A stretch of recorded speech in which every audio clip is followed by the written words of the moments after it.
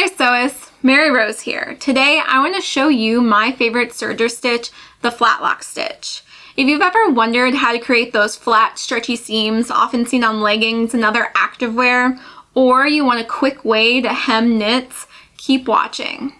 I'm going to demonstrate on my machine, the Juki MO654DEN, but all of the same principles apply to similar sergers. Let's start by defining what a flatlock stitch actually is. It's a double-sided serger stitch that is stretchy and when used as a seam looks completely flat because the raw edge is encased inside of the stitch, which is great for things like leggings or other activewear. On one side you have the ladder effect, which is just a simple row of stitches that can look really clean. And on the other you have the loopers, which looks like that typical bound flatlock stitch. The best part about this stitch is it's reversible, so you get to decide which type of stitching you want on the right side of the fabric. How cool is that? Alright, now let's set up the serger for the flatlock stitch.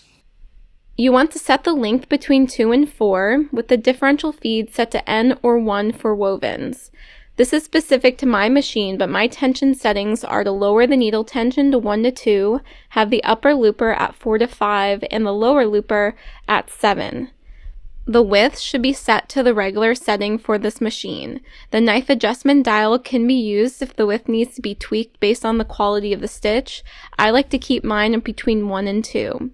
And don't forget about the differential feed. If you're using knit fabric, you want to keep it around 1.25 to 1.5, depending on the stretchiness of the knit fabric.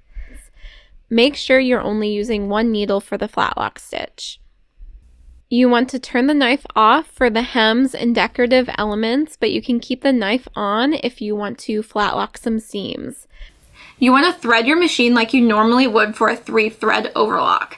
You get to decide though if you want it wide or narrow. Both work for the flatlock stitch. If you want help threading this particular machine, I do have a review and threading tutorial here on YouTube.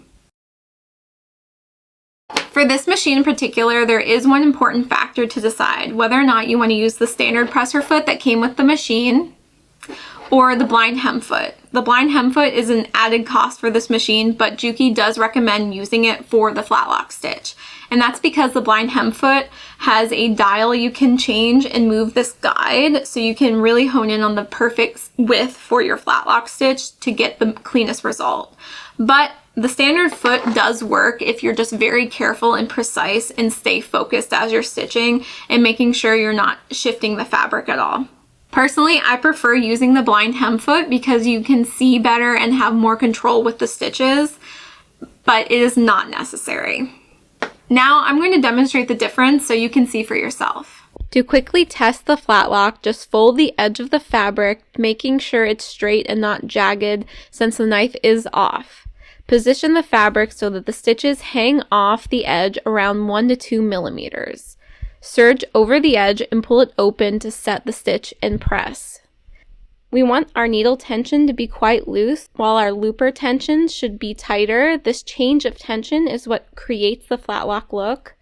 And before you pull the stitch open to set it, you want to check that the stitches balance so the stitch is even with each half meeting at the center at the top.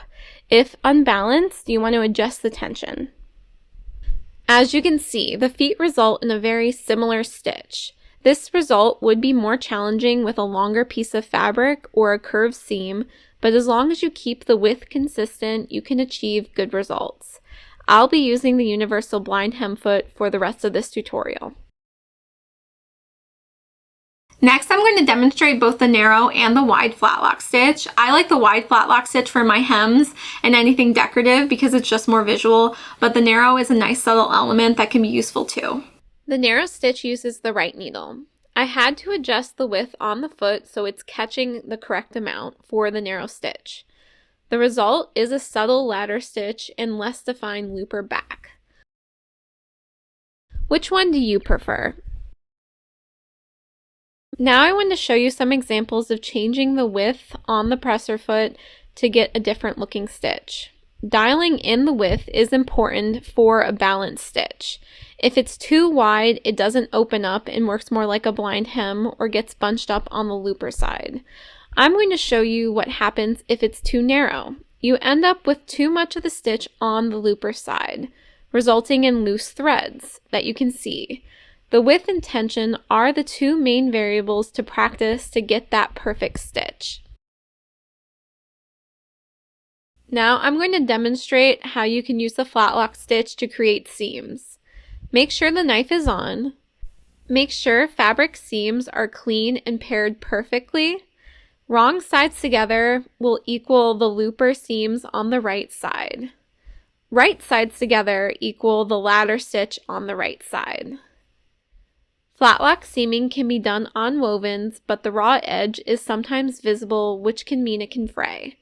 I just wanted to show you this example because it looks more clear with the woven fabric and how the stitch works as a seam. You can see the raw edge from the ladder side. The knit fabric example is more practical. The stitch stretches easily, but it can take some finesse to get the seam to lie flat. Dialing in the width is important for the stitch so it's not puckering or too loose. This style of flatlock seam won't be as strong as the industrial, so adding an extra line of stitching after it's flattened is recommended for high tension garments like leggings. I'll also warn you of using large needles with this stitch, which can cause pinholes when pulling the stitch open.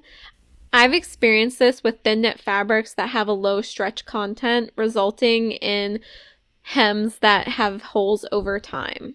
So test before you sew. Now let's discuss my favorite part, flatlock hemming. I add flatlock hems to pretty much all of my t-shirts and knitwear. It's my favorite way to hem knit fabric because it's really fast, looks commercially good, and it can handle the wear and tear and stretching that t-shirts need. Things like the twin needle stitch on the domestic machine, I've had trouble with the seams popping and warping over time. And the standard blind hem is just kind of boring. You know, that's a really easy hem to do on this machine. But the flatlock hem looks a lot more commercial and off the shelf, which is something I try to achieve with my garments. First, you need to prep the hem. I recommend using the iron to press the hem for the best result. Fold the hem edge to the wrong side as normal and press. I have no idea why this fabric changes color when it's pressed. I did dye it with RIT, so maybe that's why. Now you want to flip the fabric once pressed to the right side. Pull the hem up to meet the raw edge to the fold and press. It's better to have more raw edge hangover than leaving it back. Pressing it this way will result in the ladder stitch on the right side. Folding it over twice on the wrong side and pressing will give you the looper look on the right side. Now taking it to the machine, raise the presser foot to place the folded fabric as close to the needle as possible to retain the fold and help start the stitch. Lower the presser foot. I prefer to sew with the raw edge on the bottom of the fold. It keeps it in place nicely.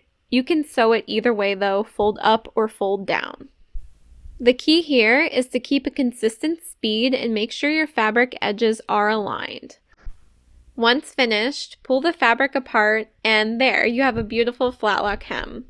You can also stitch this in the round, just make sure you overlap a few of the stitches to secure it. Of course, this stitch looks more subtle with matching thread, but do try different contrasting options for new looks. I also like to change the stitch length for a different look to my hems. This is the result of folding the hem double on the wrong side. You get the looper look on the right side. Which do you prefer? Alright sewists, that's the basic of the flatlock stitch. I've taught you how to do both the seaming and the hemming and best practices for the stitch. Just remember, practice definitely makes perfect when it comes to this. Every machine is different and it might take you more time to play with your settings and different fabrics to get the flatlock right. It took me a while before I was really comfortable with this type of stitch. If you found this tutorial helpful, don't forget to like and subscribe. And if you have any questions, drop a comment below. Until next time, happy serging.